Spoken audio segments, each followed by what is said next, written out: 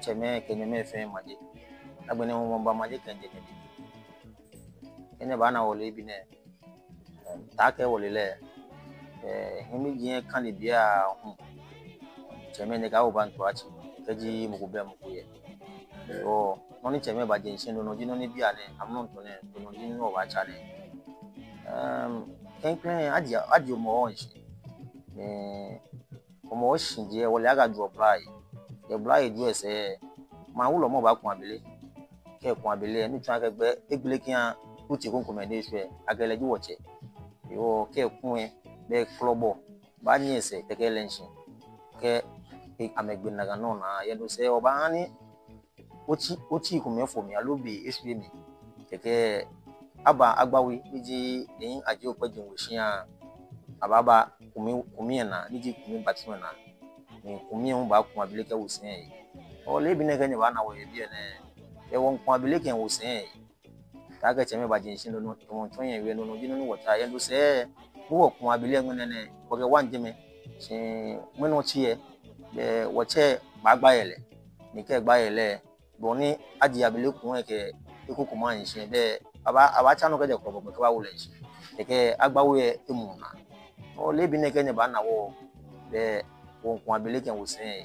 o ton ne ke igba ne no ni ko ke ba ma ko ke bi jo mo kian o shian kuchu ke eshima mu fe agbene ke gadan gbe fe o ke wa nya afi o afi ana ba ni na wo wo fe mo ba nwa ni na wo wo ye gbo ni wo ye gbe na ke wo jibo wo je enu no yi ni wo ye ko wo no ko je na ajo wo ke wo na fu won fe wa glama o ka afi ani ba ni na wo ye twa no ma ni dun abla wo fe wo ko ni ne ko shi ngene to bi ni wo wulo mo to ye wi ngba ju ni mo ala ni ke no te sha gba we ko ma wulo mo etu ekusu ni ba to bi ni mo to ye ni wi na ga no wo ya le egbubra yi legbe na e ba kun abele wo isen egbe na bi ane wo kumi e shewo wo kumi no bi ane le wo ye cha no wo gbe na wo gbogbo na sun bi yen se na ba tu o wa pa wo ku ke ma bi fe fa ya ke usun ni wo tun mo wa wo wulo me wo pe o ni wo tun ke fi aba na ba wa shin abo na fe ni kani ne pie ye ya mlan e fe fo shaga balage aba shin usun fe wulo me pe alo asafate me pe alo shonu pa ka mamba tu no mi ame tu bla yen ni yo pa me fai amo ga fe amba wa bona fe ni wo se go e yin be jin ete amo amba ko se tika me ba na mba ka se na mba le wo se ka be alo ate wa na ga no di mo ba yi woni ife woni nu wo no ko papa ba bo wa pa ku fe fai agbona filele chicago yo o won pa mo bi fe fai ka amra lo fai ka wa pa le fai ye gbe le fai o man ta shin chicago mi so chicago ye gbe le ku mo me ku yi mo me pa wa ma wulo me ke ma ja te me ni yo ma mi ona fe na me ne ku na me ka ya file daga fi ele no fe no na fi o ya fi mi chicago aka fi o wa pa amra lo fai aga ka be ye shewun be ni ke fe na me police fo ke ni bi ba mi o ma mi baba wo na me gba wo jo mo na ka no go ka ba ma fi ni enwo wo na because wo ma ta flat je war zone anu ya to ata e bi e shike be ya ba fi no bi no wa nu me ko na lo police fo baba o ka ba gba wo na ke fe na ga wo ku su di ni wo fi opo enye ya no du ba wo so won pa amla lo fa ke member na ababu ma ye so won pa ni wo fe ka bu o ye won wo na shige na baba na ba samu ko na aga ka tu ekusun won pa me fa kusun ni wo tun no yin ma na mo nu pa na metala je wo kusun ke wo solomo o ni bi ni wo fi ofe no wa me na ma me ke bu o ma yi alo me ke yo wo no won pa me fa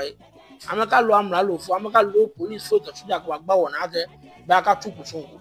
dabi kame ame nu no ko shisha me gba na me tio be nko ma na me bio kuna gbla me tun ame shiga bala ka kame ba e na tun me ke ba no wo be ke me san e ja wa me ya me se na me ko ba try ma na flat ma wo fe wo no ni ge boko be ma mi wo ke me kun ba bi ene ni gbogbo je ko ba no wa taledi shian ko me mi na ga taledi ya bi ene no wota ne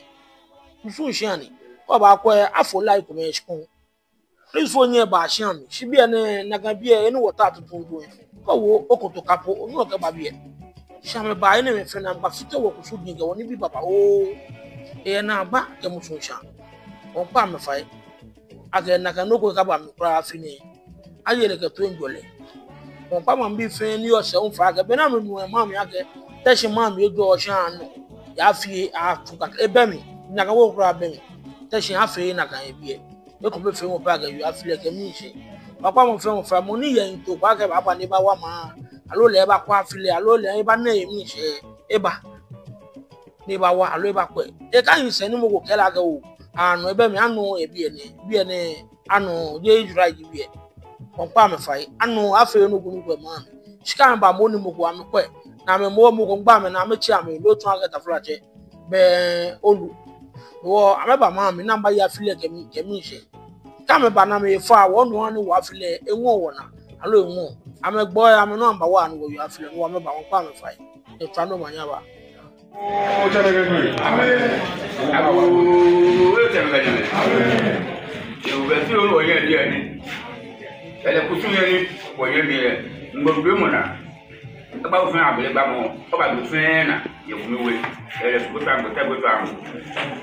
Ibe di wo yi gba ofin fin no. To get to abana. Ago. Twa manyaba. O kan bia yi. Twa manyaba. O kan bia yi. Twa manyaba. O kan bia yi. Afi. Twa manyaba. Bele so.